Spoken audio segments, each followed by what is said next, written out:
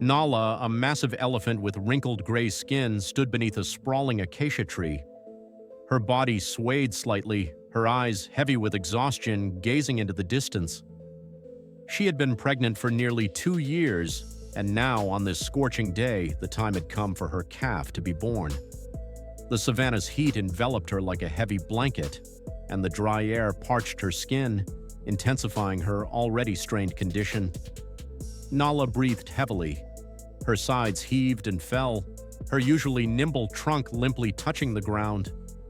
Labor had begun hours ago, but the process was dragging on. With each passing minute, her strength waned. She sank to her knees, then collapsed onto her side, kicking up a cloud of dust. Her breathing grew ragged, almost hoarse, and a shadow of despair crept into her eyes. Vultures had already begun to gather, their dark silhouettes circled in the sky as if sensing trouble. Their harsh cries echoed, adding tension to the already heavy atmosphere. Dust stirred by their wings settled on the dry grass, and their circling shadows cast an ominous pattern on the ground. Not far away, a group of rangers patrolled in an old battered jeep. There were 3 of them: Akeem, a seasoned guide with deep wrinkles etched on his face, reflecting years of work in the savannah; Layla, a young and energetic woman who had recently joined the team but had already proven her courage; and Musa, a sturdy man with kind eyes, always carrying a first aid kit and skilled at connecting with any animal. They were patrolling the reserve, checking for poachers or other threats. The day seemed routine until their ears caught a strange sound, a low, almost moaning roar coming from beyond a hill. "It's an elephant," Akeem said, furrowing his brow. His voice was calm, but it carried a note of concern. "And it doesn't sound good." Layla, behind the wheel, immediately turned the jeep toward the sound. Dust billowed under the tires as Musa pulled out binoculars, trying to see what was happening. A few minutes later, they spotted Nala. She lay on her side, her massive body seemingly motionless, while vultures circled above, their wings casting sinister shadows on the ground. "She's giving birth," Layla said softly, her voice trembling with emotion, "and it looks like she needs help."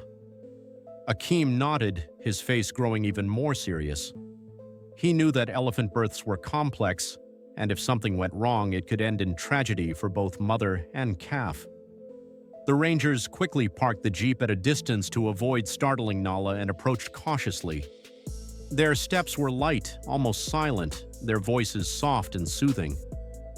"Easy, girl," Musa said gently, kneeling a few meters from the elephant. "We're here to help."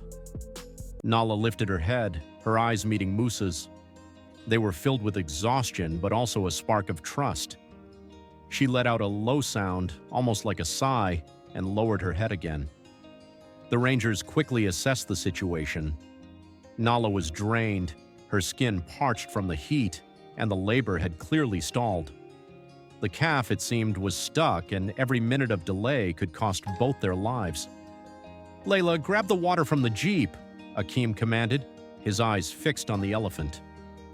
"Musa, help me lift her a bit. We need her to shift position. It might ease the birth." Layla rushed to the jeep, grabbing a canister of water and a few empty bottles. Returning, she carefully poured water over Nala's sides, trying to cool her down and give her strength. The water trickled down her wrinkled skin, leaving dark trails on the dusty ground. Nala flinched slightly but didn't resist. She sensed these people meant her no harm. Akeem and Musa, whispering to each other, gently nudged Nala, helping her adjust her position. It was risky. An adult elephant weighed several tons, and one wrong move could spell disaster. But the rangers worked in sync, their hands moving with the confidence born of experience and instinct. Musa kept talking to Nala, his voice like a warm blanket enveloping her in this difficult moment. "Come on, girl, you're strong. You've got this," he whispered, stroking her trunk. After several agonizing minutes that felt like an eternity, something shifted. Nala let out a loud, almost triumphant sound, and a small gray figure appeared from beneath her. The calf. It was wet, covered in mucus, and looked tiny next to its massive mother, but it was alive. "Quick, clear its airways," Akeem shouted, and Layla, tossing aside the water bottle, rushed to the calf. She carefully wiped the mucus from its face using a clean cloth from Moose's first aid kit. The calf took its first breath, its tiny trunk quivering, then let out a faint but distinct sound, high-pitched, almost a squeak. The rangers froze, afraid to disturb the moment. Nayla, summoning her last reserves of strength, lifted her head and touched the calf with her trunk. Her touch was so gentle that tears welled up in Layla's eyes.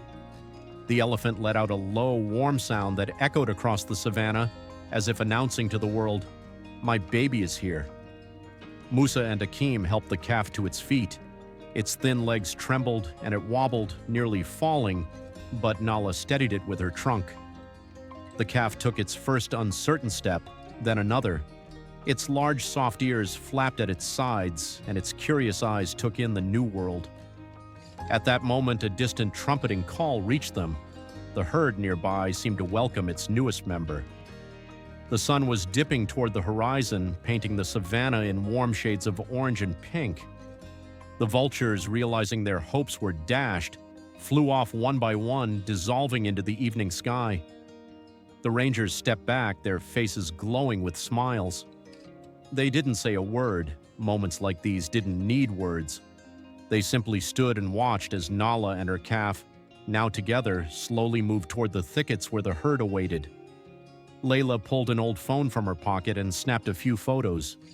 She knew this moment would stay with her forever, but she wanted to capture it, even if just in pictures.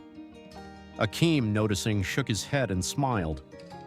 "Not for social media," Layla said quietly, as if justifying herself.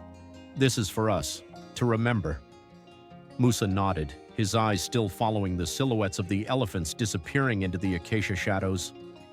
"Today, we were part of something bigger," he said. "A miracle." As the jeep finally pulled away, the rangers were silent.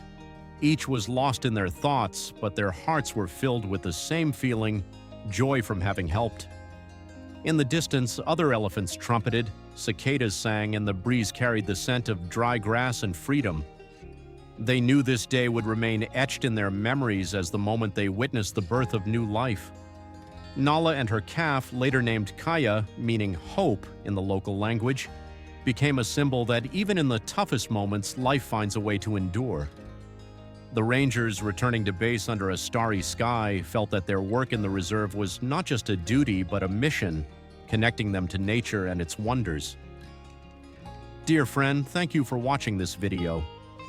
If you enjoyed this touching story of Kaya's birth and the rangers' courage, don't forget to like and subscribe to the channel to catch more incredible adventures from the world of wildlife.